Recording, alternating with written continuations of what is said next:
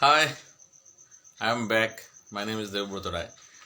তো আজকে আমি আলোচনা করতে চলেছি যে কি করে আমরা কনফিডেন্স পেতে পারি ইংলিশে কথা বলার জন্য। অনেক সময় আমরা ইংরেজিতে কথা বলতে গেলে মানে খুব we are in deep confusion that whether we are speaking right sentences or wrong. If I say something wrong, then people may laugh at me. So whatever I am saying, am I saying the right thing or not? তো কি করে আমরা কথা বলার সময় খুব চিন্তিত থাকি যে আমরা কি ঠিক বলছি না ভুল বলছি। তো প্রথমত আমি বলে রাখি যে এটা যেহেতু আমাদের মাতৃভাষা নয়, so we may make some mistakes.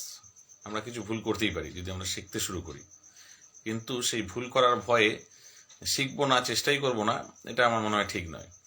কারণ ইংরেজিতে না জানলেও কথা, না জানলেও কোনো ব্যাপার নয়, কিন্তু জানলে পরে যেই ফিল্ডেই আছে সেই ফিল্ডেই একটু অ্যাডভান্টেজ পেতে পারি নিজেকে রিপ্রেজেন্ট করার জন্য। অনেক সময় we have lots of knowledge about different things. We are skillful. We have the skills in our respective fields, but we don't get the opportunities what we deserve. আমরা যেই সুযোগগুলো মানে আমরা পাওয়ার যোগ্য, সেই সুযোগগুলো থেকে আমরা বঞ্চিত থেকে যাই only for lacking communication skill or representing yourself in a right way. Communication skill ব্যাপারটা হলো communication skill not only expressing your thoughts but also communicating what you want to communicate to someone, your attitude, your skills, your plans. আপনাদের কি কি পরিকল্পনা রয়েছে, আপনি কি কি করতে পারেন এবং কি কি সুযোগ পেলে কি কি করে দেখাতে পারেন, সেগুলোকে অন্যকে উপলব্ধি করানো, এটাও কিন্তু কমিউনিকেশন স্কিল। আমরা তো বাংলায় অনেকেই কথা বলি, কিন্তু সবার কথা শুনতে ভালো লাগে না, কারো কথা শুনতে আমাদের খুব ভালো লাগে। তো কমিউনিকেশন স্কিলটা খুব ইম্পর্টেন্ট। কমিউনিকেশন স্কিল যাদের ভালো রয়েছে তারা দেখবেন অনেক ক্ষেত্রেই অন্যদের থেকে অনেক এগিয়ে রয়েছে, অনেক বেশি সুযোগ সুবিধা পাচ্ছে, যদিও বা তার চেয়ে বেশি যোগ্যতা নিয়েও অনেকে পিছিয়ে পড়ছে। So it's very important that you become a very communicative person. তো আজকে আমরা আলোচনা করব যে কি করে how we can gain confidence to speak fluently or confidently. তো সেক্ষেত্রে one member is watching me, so please say something in the comment box. যদি আপনার কিছু জানার থাকে আপনি কমেন্ট করতে পারেন, বা আপনার আমার ভিডিওগুলো ভালো লাগছে কিনা সেটাও জানাতে পারেন কমেন্ট বক্সে। Thank you for watching me. আজকে আমি বলতে চলেছি দুটো খুব ইম্পর্টেন্ট জিনিস আমি বলতে চলেছি। এক নম্বর জিনিস হলো আমরা অনেক উদ্যম নিয়ে হয়তো স্পোকেন ইংলিশ শিখতে শুরু করি, কিন্তু তার চেয়ে বেশি তাড়াতাড়ি উই বিকাম এক্সস্টেড, আমরা ক্লান্ত হয়ে পড়ি after spending a few days practising English. তারপরে আমরা ধরে নিই ও আমার দ্বারা হবে না, আমি ওর মতন কখনো বলতে পারবো না, সুতরাং সময় নষ্ট করে লাভ নেই। বা অন্যটাও হতে পারে যে আমরা খুব সুন্দর একটা পরিস্থিতির জন্য ওয়েট করছি যে হাতের কাজগুলো সেরে নিই, বা এই দায়িত্বটা মাথায় আছে, এই টেনশনটা মাথায় আছে, এগুলো কমপ্লিট হয়ে যাক, তারপরে আমি তেরে পুরে প্র্যাকটিস করতে শুরু করব, কিন্তু সেই দিনটা কখনোই আসে না। তা আমি বলবো, যদি আপনাদের কোনো বিশাল কোনো টার্গেট না থাকে যে 3 মাসের মধ্যে আমাকে কোনো মিটিং হোস্ট করতে হবে বা কম্পিটিটিভ এক্সাম ক্র্যাক করতে হবে, তো সেক্ষেত্রে if you don't have any time limit, actually if you are not appearing in a competitive exam or you are going to host an important meeting in your office, and then just think, যদি আপনাদের সেরকম কোনো গুরুত্বপূর্ণ সময়ের সীমা না থাকে যে আমাকে 15 দিনের মধ্যেই বা 3 মাসের মধ্যেই শিখতে হবে, আমাকে একটা মিটিং হোস্ট করতে হবে ইন্টারন্যাশনালি অথবা নিজেদের অফিসে, বা আমাকে এই পরীক্ষাটা পাস করতেই হবে, সেক্ষেত্রে আপনাদের অনেক যতটা পারবেন মিনিমাম 2 থেকে 3 ঘন্টা বা 1 ঘন্টা মিনিমাম সময় দিতে হবে স্পোকেন ইংলিশের জন্য বা ইংলিশের জন্য। আদারওয়াইজ যদি শুধু মানে আপনার টার্গেটটা এরকম হয় যে না ঠিক আছে আমি যেটা করছি সেই ক্ষেত্রে আমি আমার জায়গায় ঠিক আছি, কিন্তু স্পোকেন ইংলিশটা জানা থাকলে ভালোই হতো, সেক্ষেত্রে আমি বলবো if you spend just 15 minutes a day, আপনি যাই করুন না কেন তারপরে 15টা মিনিট সময় দিন পার ডে। যদি 15টা মিনিট আপনি স্পেয়ার করেন আপনার বিজি শিডিউল থেকে, তাও কীরকমভাবে 15টা মিনিট, মানে সব গুছিয়ে বইপত্র নিয়ে ছাত্রদের মতন বসে হয়তো প্র্যাকটিস করা সম্ভব হচ্ছে না, সেরকমভাবে দরকার নেই। আপনি বাসে কোথাও যেতে যেতে, ট্রেনে চলতে চলতে, বা কোথাও কিছুর জন্য ওয়েট করছেন কোনো বন্ধুর জন্য, বা অফিসে বসে রয়েছেন ঠিক সেই মুহূর্তে কোনো কারোর সাথে চ্যাটিং করছেন, ঠিক এরকমভাবে, বা আপনি ট্রাভেল করছেন কোথাও, সেখানে যখন যেরকম সুযোগ আছে, যদি শোনার সুযোগ থাকে তাহলে কানে হেডফোন লাগিয়ে কিছু ইংলিশ অডিও বুক শুনুন, মোটিভেশনাল স্পিচ শুনুন, বেসিক গ্রামারগুলো শুনুন। যদি নেট না কাজ করে আপনি ডাউনলোড করে রাখবেন আগের দিন 10-15 মিনিটের ভিডিওগুলো, সেগুলো শুনুন। তাতে আপনি 10 মিনিট করেও যদি শোনেন অনেক নতুন ওয়ার্ড জানতে পারবেন, অ্যাকসেন্ট ঠিক হবে, কীভাবে ওয়ার্ডগুলোকে উচ্চারণ করতে হয়। আর যখন চ্যাটিং করছেন তখন আপনি কি বেশি বেশি ইংলিশ ওয়ার্ড তার মধ্যে ইউজ করার চেষ্টা করুন, বাংলা টু ইংলিশ, বাংলা মাঝে মাঝে ইংলিশ ওয়ার্ড ইউজ করার চেষ্টা করুন। তারপর আপনি 5 থেকে only I think it is ₹5 only for English news paper like Times of India. তো আপনি যদি সপ্তাহে একদিন একটা নিউজ পেপার কিনে নেন, 20 থেকে 24টা পেজ থাকে, সারা সপ্তাহ ধরে সেগুলোকে পড়ুন। নতুন নতুন ওয়ার্ডগুলো যেগুলো জানেন না সেগুলো গুগল থেকে হোক বা ডিকশনারি থেকে হোক তার মিনিংগুলো জানুন এবং তার কিছু এক্সাম্পলস দেখে নিন কীভাবে ব্যবহার করা হয়। তো এইভাবে এটাকে একটা হবি বানিয়ে নিন। আমরা তো অনেক গেমস, ড্যান্স এবং অন্যান্য অনেক কিছু আমি আর মেনশন করছি না, যেগুলো দেখে সময় ওয়েস্ট করি। তা সেগুলো করুন অবশ্যই, entertainment, you need some entertainment also, but at the same time if you spare just 15 minutes to develop yourself, to upgrade yourself every day, if you make it a hobby, and then I think gradually within couple of months you will feel the difference. যদি আপনারা এইভাবে 15টা minute সময় ব্যয় করতে থাকেন, সপ্তাহ দুয়েক পর থেকে আপনি আপনার চেঞ্জটা বুঝতে পারবেন যে yes you are improving and you will gain confidence. আপনি সেই সময়ের মধ্যে একটা আত্মবিশ্বাসও পেতে থাকবেন। Will gain confidence, whatever I am doing, I am not doing it in wrong way. আমি যেটা করছি ভুল পথে করছি না। তখন আপনি আস্তে আস্তে একটা দুটো সেন্টেন্স বন্ধুবান্ধবের সাথে বা যেখানে সুযোগ রয়েছে একটা দুটো সেন্টেন্স ইংলিশে ব্যবহার করতে শুরু করুন গ্র্যাজুয়ালি। আর এই একটা দুটোকে আস্তে আস্তে বাড়ানোর চেষ্টা করুন। এখন মনে করেন 10টা সেন্টেন্সের মধ্যে 2টো ইংলিশ সেন্টেন্স বলুন, কনফিডেন্টলি বলুন, একটা ভার্ব নিয়ে ব্যবহার করে বলুন। যে সেন্টেন্সগুলো বলবেন সিম্পল সেন্টেন্স বলবেন, যাতে একটাই ভার্ব থাকবে, একটাই কাজ করা বোঝাবে। ঠিক আছে? যেমন I attended the party, it was an Assam party. তো এটা একটা খুব সুন্দর পার্টি ছিল, আমি পার্টিটা অ্যাটেন্ড করেছিলাম। তো প্রথমটাতে ভার্ব রয়েছে অ্যাটেন্ডেড, অংশগ্রহণ করেছিলাম। দ্বিতীয়টাতে ওয়াজ, ইট ওয়াজ, এটা ছিল। তো এরকম সিঙ্গেল ভার্ব ইউজ করে আপনি সেন্টেন্স তৈরি করতে থাকুন এবং ধীরে ধীরে সেগুলোকে কমপ্লেক্সে চেঞ্জ করার চেষ্টা করবেন। 10টা সেন্টেন্স বললে 6টা সেন্টেন্স সিম্পল, দুটো একটা সেন্টেন্স একটু কমপ্লেক্স করে, মানে 2-3টে সেন্টেন্স জয়েন করে বা পার্টিসিপেলের ব্যবহার করে এগুলো। আমি সেগুলো পরবর্তী ভিডিওতে আলোচনা করব, কী করে একটু আপগ্রেডেড ইংলিশ ব্যবহার করা যায়, ওকে, এবং কী করে ফ্রেজেস, ইডিয়মস এগুলোকে ইনক্লুড করা যায়, অ্যাকসেন্ট ঠিক করা যায়, এগুলো নিয়ে আমি পরবর্তী সময়ে আলোচনা করব। তো এইভাবে আপনি যদি ইনক্লুড করতে থাকেন একটা দুটো sentence, even if you can include a complete sentence, you can include some words or phrases. যেমন আপনি বলতে পারেন, না দ্য পার্টিটা জাস্ট অসম, বিভৎস, খুব সুন্দর ছিল। ঠিক আছে? তো এরকমভাবেও আপনি একটা সেন্টেন্সের মধ্যে কিছু ওয়ার্ড ইনক্লুড করতে পারেন। আসলে এগুলো কিছুই নয়, আপনি ওয়ার্ড ইউজ করুন বা ফ্রেজেস ইউজ করুন বা সেন্টেন্স ইউজ করুন, you are actually training your brain or mind to think in English or to supply you the words in English.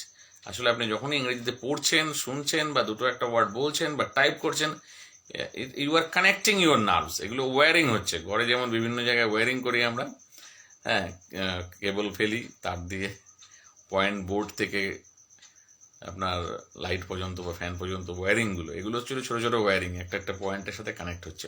এবার যখন ফুল ওয়্যারিং কমপ্লিট হয়ে যাবে তখন আপনি যে কোনো সুইচ টিপলে যে কোনো লাইট, টিভি, ফ্রিজ, এসি সব অন হয়ে যাবে, অফ হয়ে যাবে।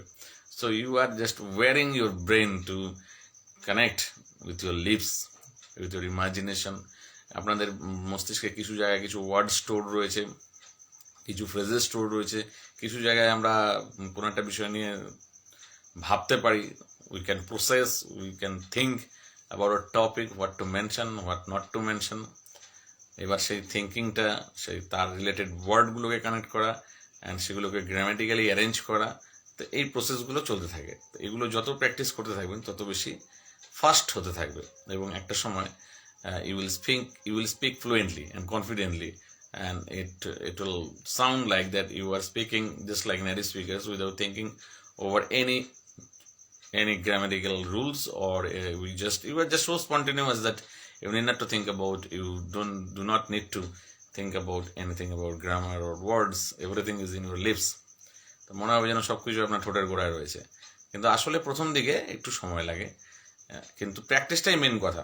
আপনি পড়ুন বা শুনুন বা কিছু ওয়ার্ড ব্যবহার করুন চ্যাটিংয়ে, ঠিক আছে, যাই করুন না কেন সেগুলো আপনি আপনার ব্রেনকে আসলে ওয়্যারিং করছেন, এবং সেটা ভবিষ্যতে অবশ্যই কাজে লাগবে। তো এইভাবে 15 মিনিট করে সময় দিন, হয় শুনে বা পড়ে বা সেগুলোকে বলে, কাউকে না পেলে নিজের সাথে বলুন, মনে মনে কথা বলুন, আয়নার সামনে দাঁড়িয়ে কথা বলুন। There are lots of ways. Okay, whatever thoughts are coming in your head, যেই চিন্তাটাই আপনার মাথায় আসছে সেগুলো যদি আপনি আপনার কোনো বন্ধুকে ইংরেজিতে বলতেন তাহলে কি বলতেন, এটা ভেবে নিয়ে আপনি বলতে থাকুন, ঠিক আছে। আর ডোন্ট ট্রাই টু ট্রান্সলেট করবেন না, একটা ভার্ব নিন এবং সেই ভার্বটার সাথে, যেমন অ্যাটেন্ডেড, এবার কে অ্যাটেন্ড করেছিল, না আমি অ্যাটেন্ড করেছিলাম, আমরা অ্যাটেন্ড করেছিলাম। কি অ্যাটেন্ড করেছিলাম, না মিটিং অ্যাটেন্ড করেছিলাম, না পার্টি অ্যাটেন্ড করেছিলাম, বার্থডে পার্টি অ্যাটেন্ড করেছিলাম, wedding ceremony or anything, wedding anniversary attend করেছিলাম, ঠিক আছে। কিসের জন্য, না টু এনজয়। কোথায় করেছিলাম, না in my buses house or in my friends house. কবে করেছিলাম, লাস্ট সানডে, ঠিক আছে। এইভাবে কবে, কোথায়, কখন এগুলো যোগ করে একটা সেন্টেন্সকে আপনি লেন্দি করতে পারেন, সেটা শুনতে ভালো লাগে। Okay, so I was just saying, আমি বলছিলাম যে কী করে প্র্যাকটিস করতে হয়। 15টা minute you can practice, if you just practice 15 minutes a day, even then you can actually become a fluent speaker. তো 15 মিনিট আপনি কীভাবে স্পেন্ড করবেন, আইদার রিডিং, কিছু বই আর্টিকেল পড়ুন, অর বাই লিসেনিং, বা কিছু ইংলিশ স্পিচ শুনুন, মোটিভেশনাল স্পিচ হোক, গ্রামাটিক্যাল লেসন্স হোক, সেগুলো শুনুন, অথবা কিছু সেন্টেন্স তৈরি করার চেষ্টা করুন। সেন্টেন্স কীভাবে তৈরি করবেন, একটা ভার্ব নেবেন, সেই ভার্বের উপযুক্ত একটা সাবজেক্ট বসাবেন, অবজেক্ট বসাবেন বা কমপ্লিমেন্ট বসাবেন, কোথায়, কখন, কীভাবে, এগুলো ইউজ করে সেন্টেন্সগুলোকে তৈরি করতে থাকবেন। আরেকটা কনফিডেন্স গেইন করার উপায় আছে, সেটা হচ্ছিল, আমরা পড়ি কোনো আর্টিকেল এবং সেটাকে আমরা বুঝেও যাই, কিন্তু আমরা এটা ডিপলি দেখি না যে কি রুলসগুলো ব্যবহার করা হচ্ছে। দেখুন তো, তারা কি কোনো অস্বাভাবিক রুলস ব্যবহার করছে যারা ইংরেজিতে কথা বলছে বা লিখছে, নাকি আমাদের মতন সিম্পল রুলসই ব্যবহার করছে। যদি সেটা আপনি ধরতে পারেন তাহলে দেখবেন যে আরে এটা তো খুবই সহজ ব্যাপার। যারা বিখ্যাত মানে খুব ভালো স্পিকার বা খুব ভালো রাইটার, তারাও তো সিম্পলি আমার মতনই ইংরেজি ব্যবহার করছে, শুধু ওয়ার্ডগুলো একটু বাছা একটু সুন্দর সুন্দর ওয়ার্ড চুজ করছে। তা আমি আপনাকে 2-3টে লাইন আজকের পড়ে শোনাচ্ছি আজকের পেপার থেকে। Is trading in bitcoins illegal? বিটকয়েনে ট্রেড করা কি বেআইনি? The Supreme Court on Friday asked the center to clarify its stand on the issue. তো সুপ্রিম কোর্ট সেন্টারকে বলেছে যে আপনাদের অবস্থানটা এটা পরিষ্কার করুন। এবার প্রথম সেন্টেন্সটা দেখুন, is trading in bitcoins illegal. বিটকয়েনে ট্রেড করছে যারা, সেটা কি ইলিগাল? এটা একটা কন্টিনিউয়াস চলছে কাজ, তারা কেউ ইনভেস্ট করে চলছে, ঠিক আছে। সাবজেক্ট, যেমন আমি ভিডিওটা বানাচ্ছি, I am creating this video, I am making this video, আপনি আমাকে লক্ষ্য করছেন, you are watching me, you are listening me, you are paying attention, আপনারা মনোযোগ দিচ্ছেন। তো এরকম সিম্পলি, এবার এই সিম্পলি ইন্টারোগেটিভ সেন্টেন্সটাকে ইন্টারোগেটিভ করেছে, ভার্বটাকে আগে নিয়ে এসছে, যে কেউ ট্রেডিং করছে বিটকয়েন্সে, তো সেটাকে যদি কোশ্চেন করা হয় সেই ইজটা আগে চলে আসছে। ইজ ট্রেডিং মানে ট্রেডিং করছে, যে সেটা কি ইলিগাল? Is trading. কোনো কোশ্চেন করতে হলে হেল্পিং ভাব যেটা থাকে, am, is, are, was, were, has, have, এগুলো থাকলে এগুলো সাবজেক্টের আগে চলে আসে। যেমন he is my friend, is he my friend, is he your friend, সে কি তোমার বন্ধু? তো দেখুন কেমন সিম্পল সেন্টেন্স ব্যবহার করেছে। এটা আজকের টাইমস অফ ইন্ডিয়ার একটা আর্টিকেল পড়ছে। নেক্সট সেন্টেন্সটা কি বলছে, the supreme court on Friday, supreme court শুক্রবারে, আক্স দ্য সেন্টারকে জিজ্ঞাসা করেছিল বা বলেছে, টু ক্লারিফাই মানে এটাকে পরিষ্কার করতে, বিশ্লেষণ করতে, ইট স্ট্যান্ড অন দ্য ইস্যু, এই বিষয়ের উপরে তাদের কি স্ট্যান্ড রয়েছে, তারা সাপোর্ট করে কি করে না, তারা পারমিশন দিচ্ছে কি দিচ্ছে না। তাহলে এখানেও দেখুন ভার্বটা খেয়াল করবেন, আস্কড, প্রশ্ন করেছিল। কে প্রশ্ন করেছিল? না দ্য সুপ্রিম কোর্ট। সাবজেক্ট কাকে প্রশ্ন করেছিল? না সেন্টারকে। এবার কি কিসের জন্য প্রশ্ন করেছিল? ক্লারিফাই করতে। তে বোঝালে টু দিয়ে যোগ হয়, ঠিক আছে। টু ক্লারিফাই, কি ক্লারিফাই করতে? তাদের অবস্থান এই বিষয়ের উপরে। দেখুন কত সিম্পল, একটা সিম্পল পাস্ট টেন্সের ব্যবহার, সাবজেক্ট ভার্বের পাস্ট ফর্ম। তারপরে আরেকটা ভার্ব আছে যেটা তে বোঝাতে টু দিয়ে যোগ হয়েছে। ঠিক একই স্ট্রাকচার ব্যবহার করে আপনি অনেক সেন্টেন্স তৈরি করতে পারেন।